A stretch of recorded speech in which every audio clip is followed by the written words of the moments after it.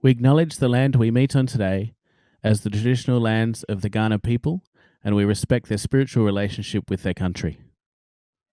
We also acknowledge the Kaurna people as the traditional custodians of the Adelaide region, and we respect that their cultural and heritage beliefs are still as important to the living Kaurna people today. Hi, I'm Sam. And I'm Ashton. Welcome. This is Mod TV. Now, you might be wondering, what is Mod? Mod stands for the Museum of Discovery, and we're a future-focused museum that explores art, science, and innovation. We are usually physically based at the corner of North Terrace and Morfett Street in Adelaide. But right now, we're coming to you from our lounge rooms into yours. And your next question might be, well, what is Mod TV Lounge? So Mod TV is the latest venture for Mod. We'll be live content streaming directly to you 4 days a week. And here at the Mod TV Lounge, we'll be engaging with themes of connection, well-being, and disruption. We'll be looking deeper into our exhibitions, hosting games, and much more.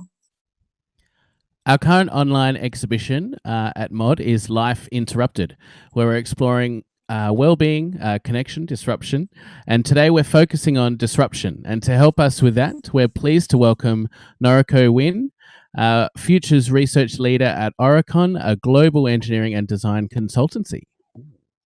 Noriko is a foresight and innovation professional with past lives in environmental activism, science communication, advising governments on innovation and economic development, community engagement with Indigenous groups, a social media startup, and ecological and climate change research. Wow. Wow. Welcome, Noriko. Hello. How did you Thanks for having find me. the time? How did you find the time in amongst all that to join us? Thank you. Thank you. Just before we start our chat, I'd like to remind everyone at home that you can add to the conversation, put up a question or a comment in the Twitch chat, and we'll try and get it to the conversation today. So it's a pleasure to have you. Welcome to Mod Lounge, and here to talk about disruption. And we're pleased to have you here to talk about your work. Maybe you can tell us a little bit about your work.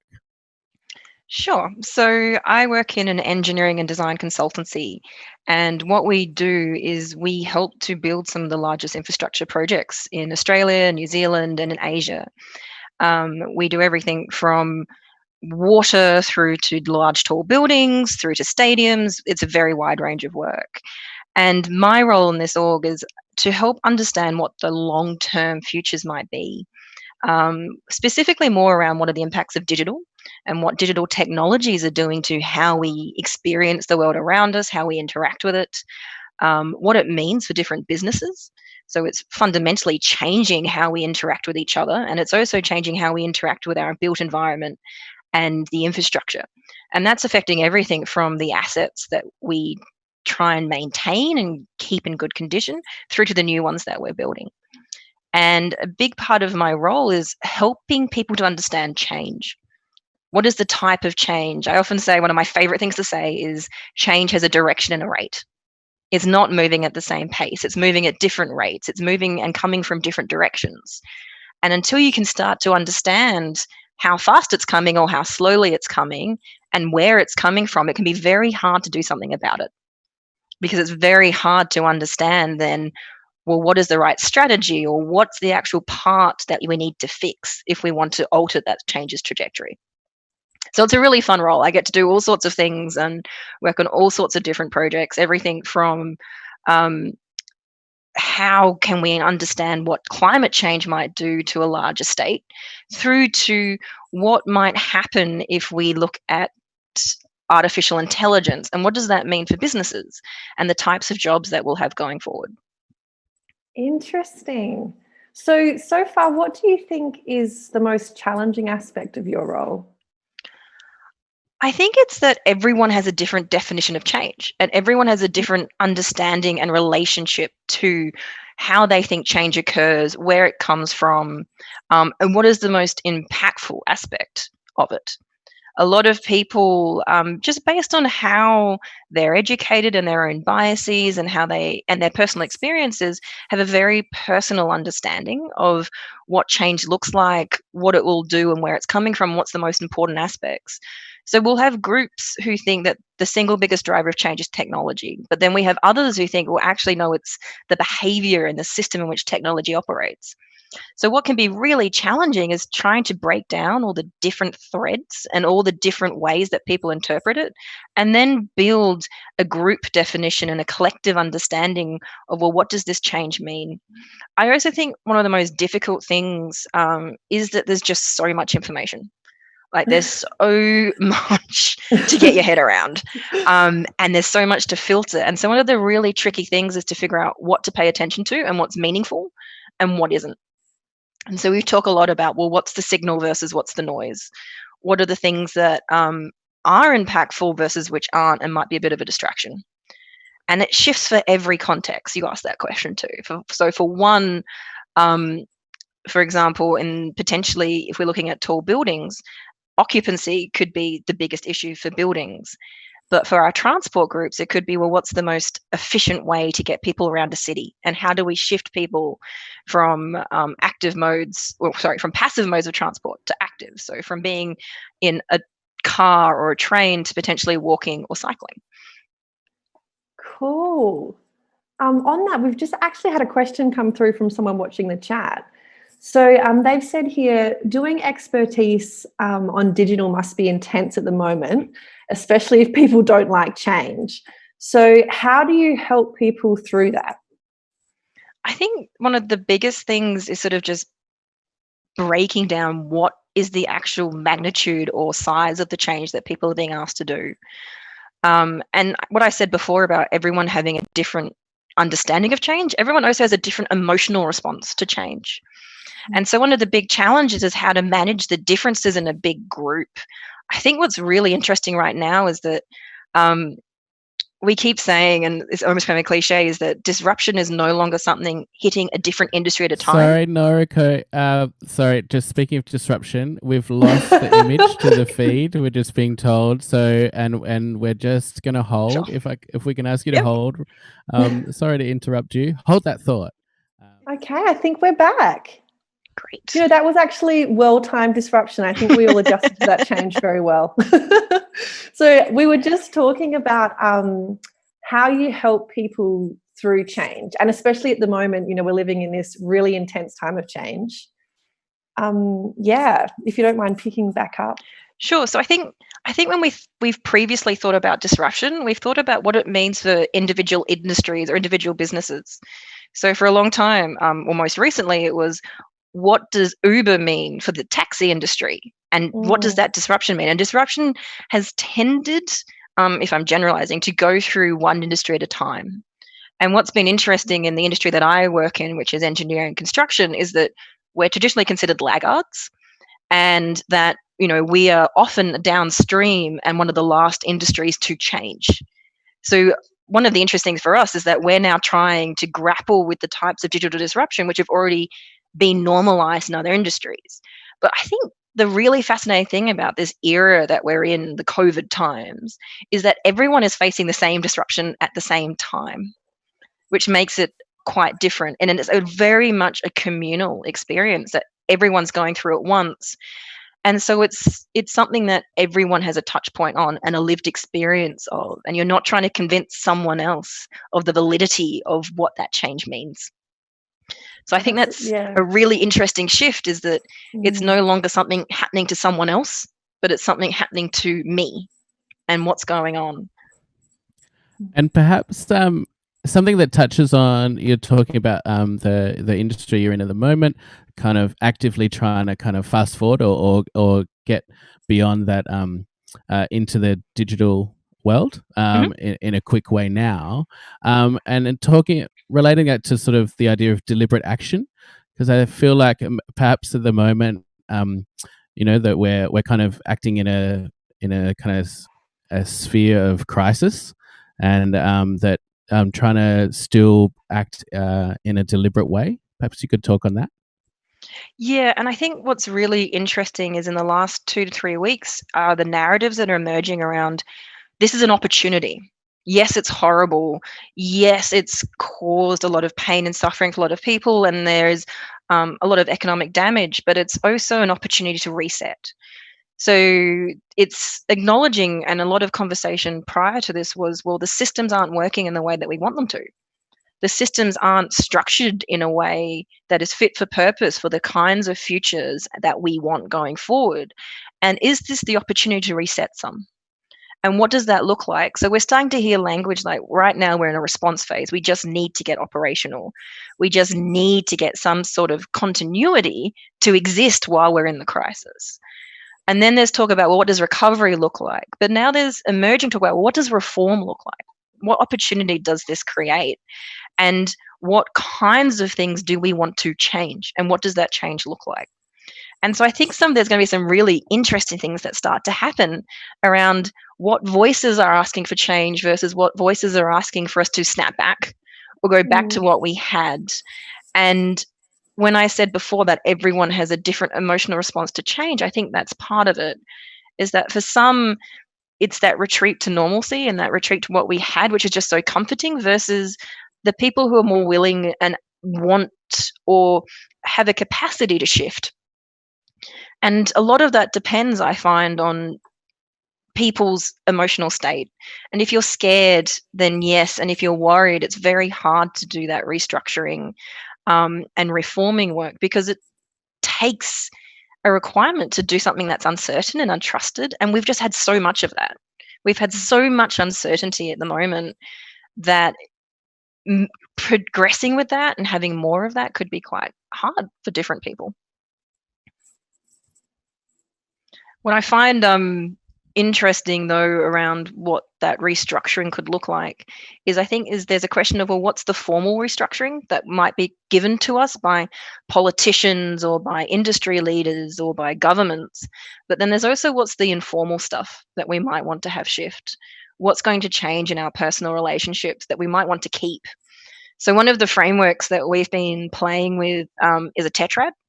And we've been asking questions like, well, what has been accelerated and what's been decelerated? So what things have become stronger versus what things have become weaker?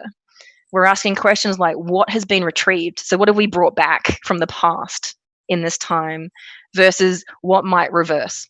So that's been a really interesting way to think through what type of change are we experiencing and what might stay or what might go. It's really interesting thinking about that in terms of major systems, but also in terms of the personal.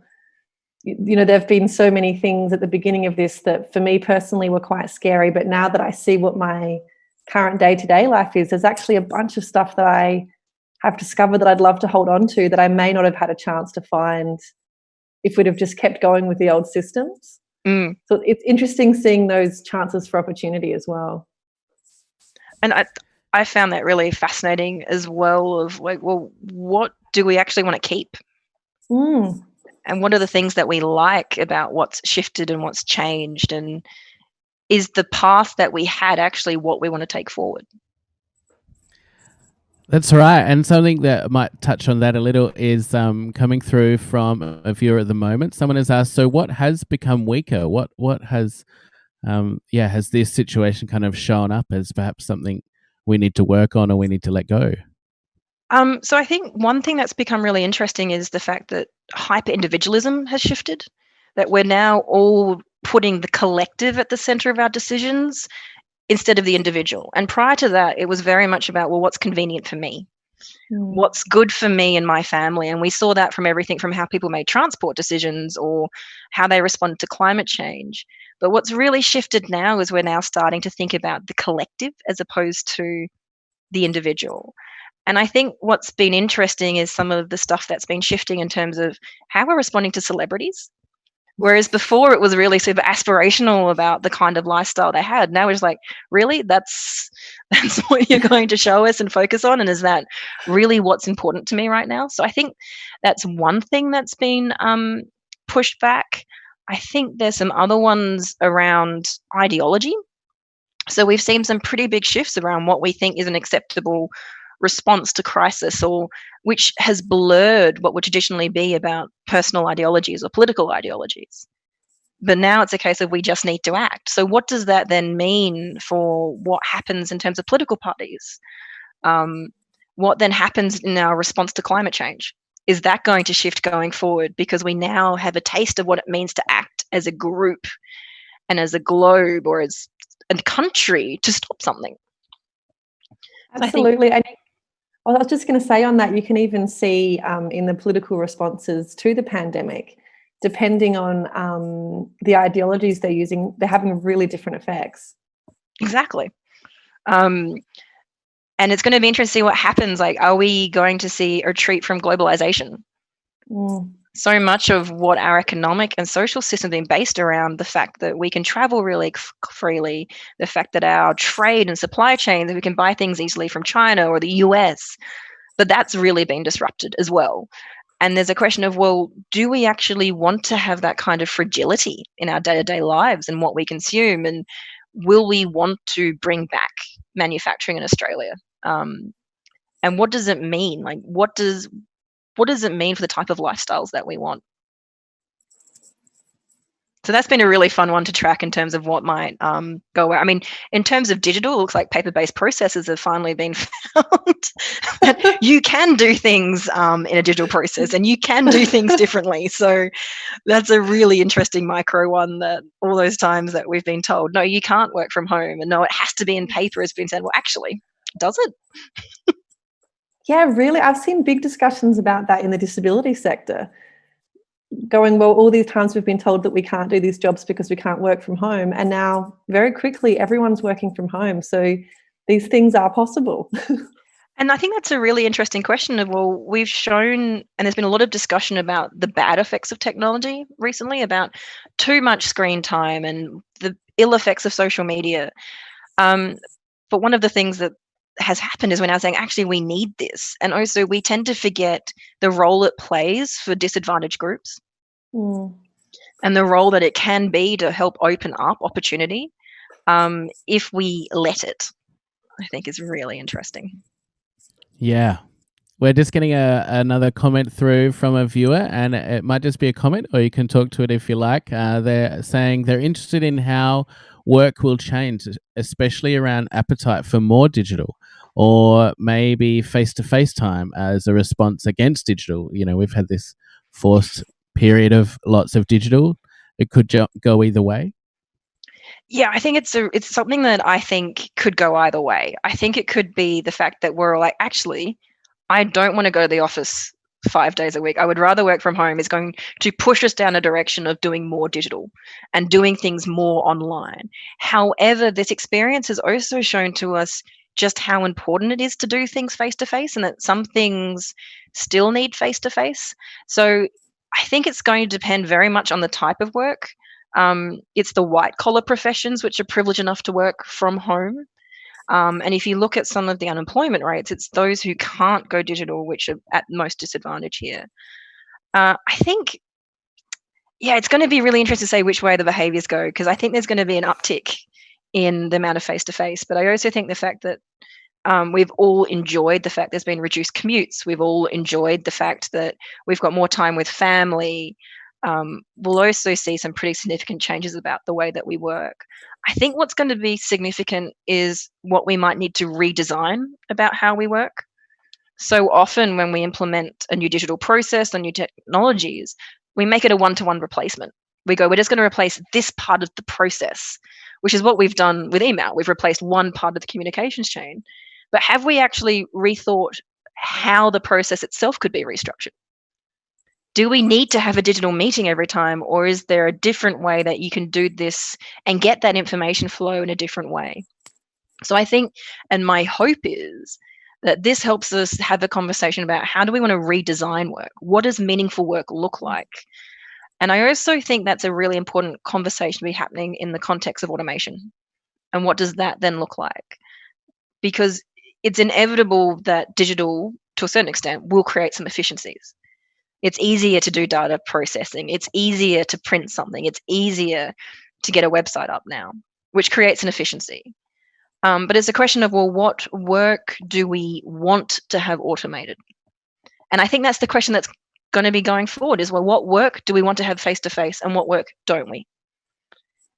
And then how do we redesign that to say, well, this is how we value this kind of thing? But Those it's a are deliberate thing. really good key questions. And it's so right in that you're saying that they need to be deliberately asked. So what's next for you? For me, Yeah. so at the moment, we've been doing a lot of work around our Futures Research Playbook. So we've developed an internal tool to help people in our organization and also work with clients to break down what change means and what that looks like. One of the other big things that's coming up for me is we actually have a big future of work piece on the go. And so we'll be finalizing that. And we're actually asking questions like, what does the future of work of engineering look like in the context of automation? What does it mean for the industries that we work in? And trying to really sort of ask really applied questions around that, because there's a lot of talk about the future of work and the broad impacts, but not much which actually says, well, what does this actually mean for individuals, for processes and redesign? And what kind of questions and how do we want to redesign that instead of having it happen to us? So that's a big one. As a future thinker, do you have any ideas about how you think this might play out in a post-COVID world? Which aspect? The I know digital? It's changing a lot. Which aspect? The digital or just in general? I guess I'm thinking about kind of like day-to-day work practices. Yeah, I think it's inevitable that there is going to be some sort of shift just because of the lived experience that so many people have had. I also think when you couple that with the fact that we are unfortunately going to see some significant changes to some industries, the economic impacts of this is not insignificant, not even a little bit insignificant. And when that happens, you do tend to get some new innovation come through the economy. You do get to have some people experimenting with new ideas, new work opportunities, and at different scales. Unfortunately, you do have some people who will leave the workforce forever as part of what happens. But what do I think will happen? I think it's going to be interesting. I think we're going to see shifts in how we value work done and what kind of job creation it means. That instead of valuing things on efficiency, we're going to value them on how many people they might employ and who they might support and what they might do for the local community and the local supply chain. So potentially you could see a re-establishment of smaller groups, and not only smaller groups, but back to the corner store. And a movement away from the big retail centres, because we've had an experience now of what it's like to be able to walk and walk around our suburbs, and then we want to access things locally and the importance of being able to access things locally. So I think that might shift how people work, where they work, and how they access work going forward. That will be great. Quite interesting. Yeah, it's exciting and scary all at the same time. And perhaps just to, as we're kind of getting close to the end, if you want to mention, you've touched on some of these, but perhaps of the positives that have come out of this situation, and perhaps any tips on how we might take up the opportunities that have presented themselves. And then also, if people are interested in specifically what you're doing at the moment and the type of work that you do, where they might start to look to get some more information. Sure. So what would be the positives that I think might come out of this was the first one. I really think it's going to be that value on the local community and local connection. I think that is something that has the opportunity to sort of reshape how we consume, how we live, how we connect, and what we value. And I think we're going to see that in everything from families through to neighborhoods, through to cities. So I think that behavioral shift cascading through the system could be quite significant, because people now know there is an alternative. And I think as part of that, what would be nice to take forward is that idea that we are a collective and there's a collective humanity that we need to take care of, and we need to make decisions as part of that, as opposed to what's just in it for me. Because that is the kind of response that will help us address some of the critical things coming, like climate change. That is the thing that will start to help us respond to some of the big things like rising inequality, and the types of societies that people might want to live in, because we now have lived experience of the alternative. I think there's some interesting things around what it means to reuse and make. And there was already a rising movement around what does fast fashion mean. But now this is saying, well, actually, do we need to consume in the way that we've been consuming? So that could be quite interesting. And then from a digital perspective, there's a thing of, well, actually, there is now a willingness to do things differently. Being comfortable with discomfort and disruption is actually a capability that you can grow. And so we have now got built, not through our own choice, a better understanding and a better experience of being uncomfortable and how to manage that discomfort. So that future discomfort, it's now got a bit more of a buffer. So I think that could be really interesting about what could emerge, because we're all that much more comfortable with being uncomfortable. Which is a big part of innovation, and it's a big part of trying new things, and it's a big part of taking risks, is that comfort with discomfort, and comfort with new ideas and comfort with new things, and being willing to experiment with those things.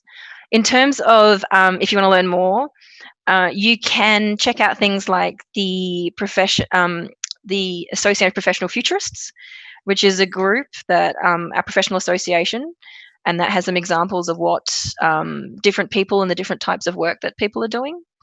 If you're interested in the technology things, there's some really great spaces where you can look at what's emerging from technology and the impacts that might have, and how you can rethink what technology might look like. So looking up things like design futures and speculative design.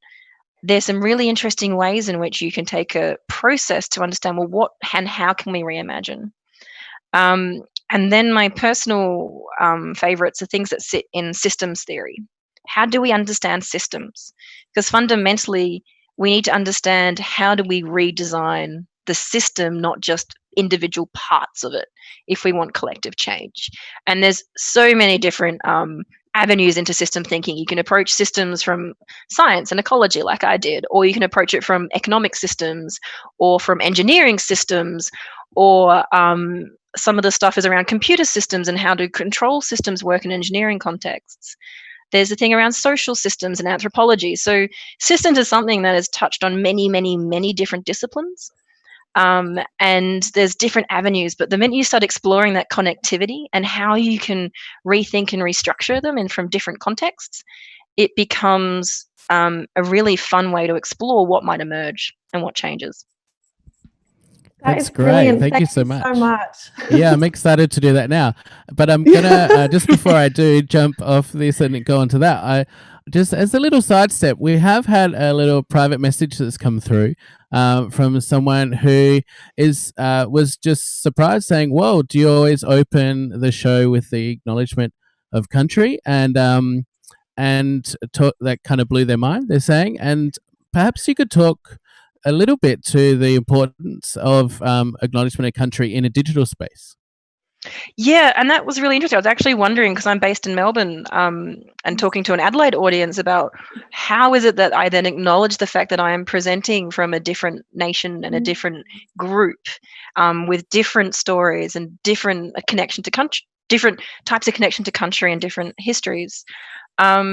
It's a really interesting question around how much the digital spaces and online spaces are colonized. We've been through that discussion, or we're still probably midway through, about what it means from a female perspective and how gendered the internet can be. And there's certainly going to be conversations about, well, then how do we acknowledge Indigenous spaces online and in digital spaces? So I think I don't have an answer, mainly because sovereignty and ownership and connection come up a lot in terms of those conversations around acknowledgement of country. And there's a really interesting question of, well, how do we understand sovereignty of the internet? Mm. And how do you understand connection to the internet and digital spaces? And one of the things that I talk about, and I know we've hit time, is how much of a technology is contextual? How much of how it diffuses through a society or with a group is dependent on actually the community using it? Yet we have people dictating to us from other countries, from other areas, about what is correct and what is right and how we should connect. So there's some really interesting questions around, well, what does that then mean for different areas and different contexts? So I'm not sure if that answers the question, but it does. It raises so many good questions as well. I feel like this last half hour has just started off so many thoughts that are just going to be ticking away. Thank you so much. You're welcome. It's been an absolute pleasure having you here, and I'm sure a lot of people watching will be keen to follow those links and start asking these questions themselves as well. Thank you. Thanks so much for joining us, Noriko, and we'll be following you in all your amazing amazing things. Thank you so much. Yeah, I think there was lots of answers, but as Ashton said, lots of questions. But we're all eager to get online and follow all this. It looks great. Thank you, and thank you so much for having me. It was so much fun. Thank you. So we'll be back tomorrow at 4 p.m. with another edition of Mod TV Lounge. In the meantime, if you'd like to see more of what's happening here at Mod, you can head to our website, which is mod.org.au, or our Facebook or our Instagram. Otherwise, we'll see you back here tomorrow at 4. Thanks so much. Bye.